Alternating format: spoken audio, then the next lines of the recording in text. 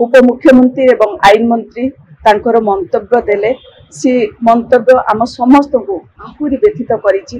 गतकाली चतुर्धामूर्तिंकर पहंडी समय रे बड़ ठाकुर जो भली भाव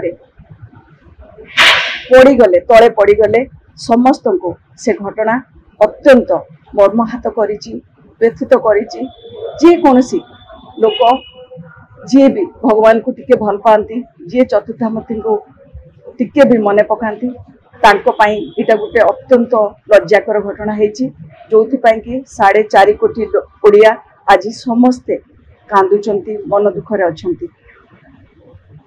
एई भली एक अभावनीय घटना, एक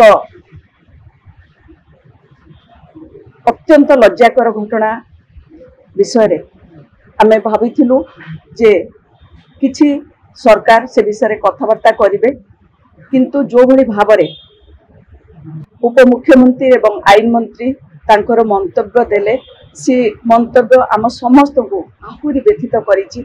आपण देखिबे जे प्रत्येक ओडिया आज कोठी ना कोठी अत्यंत दुखर सहित से ताकू नेइचंती।